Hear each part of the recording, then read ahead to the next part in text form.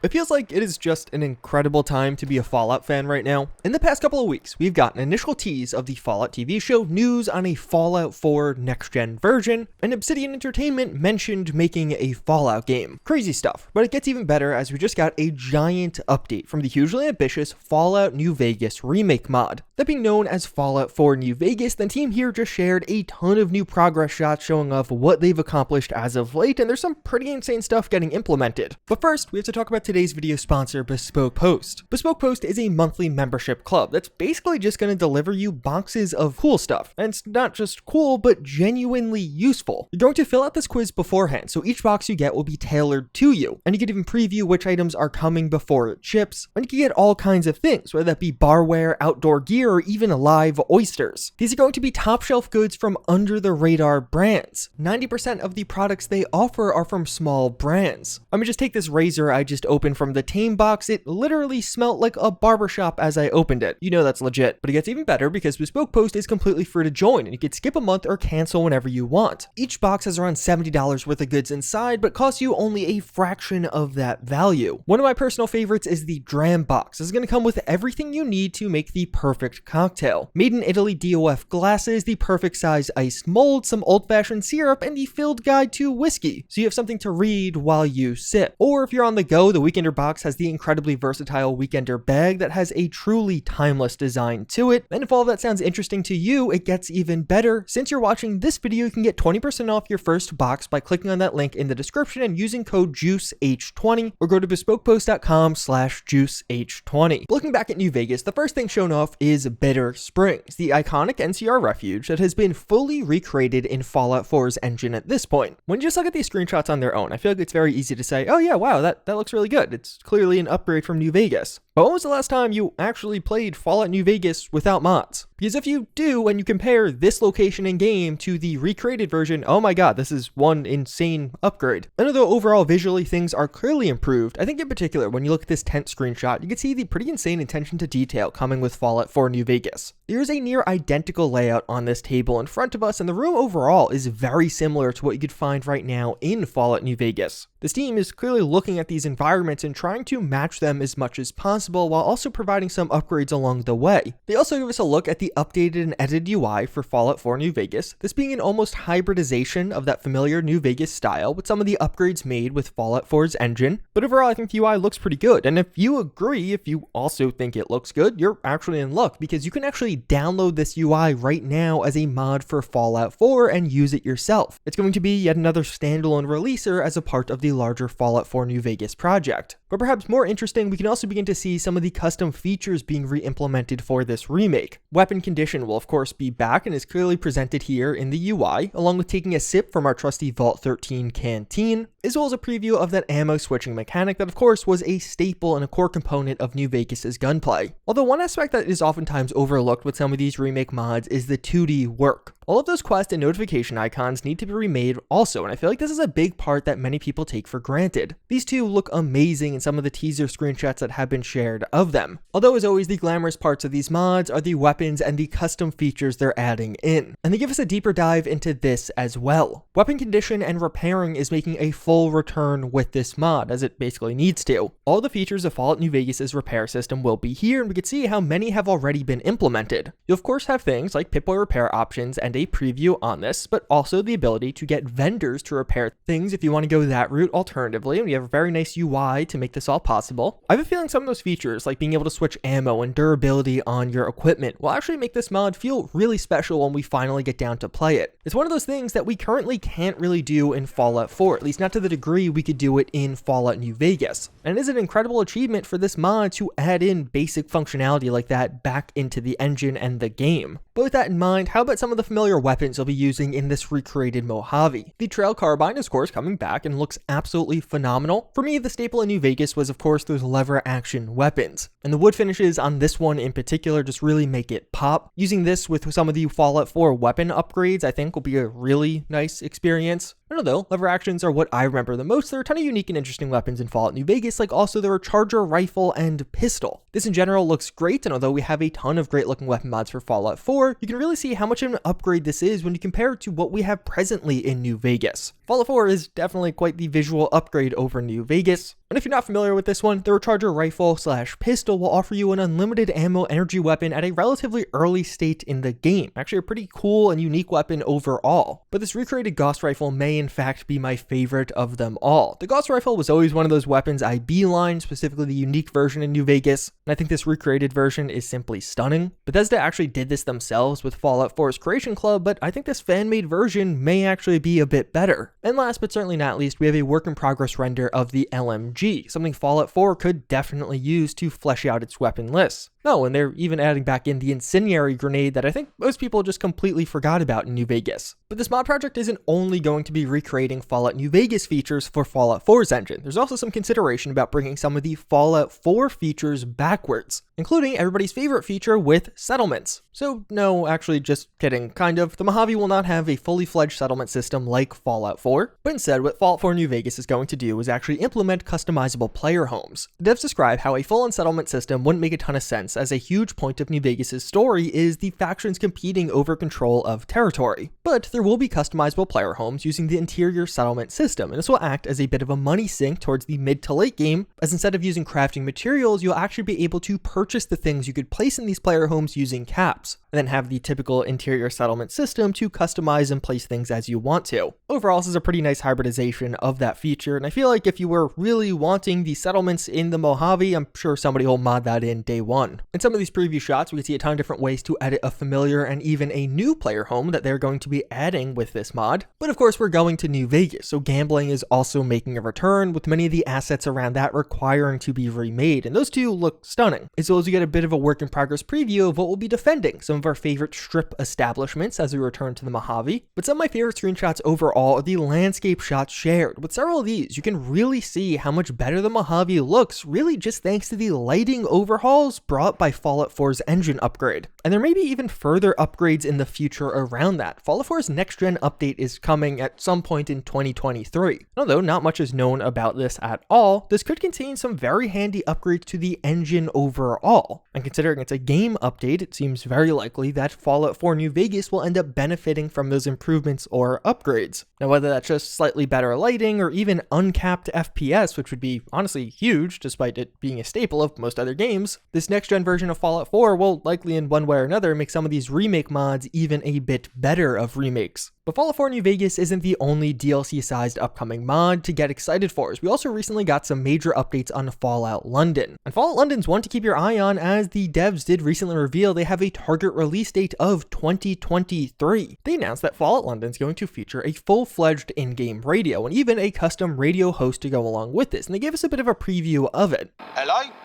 Testing? Testing? 1, 2, 3. Here we go then, it's me.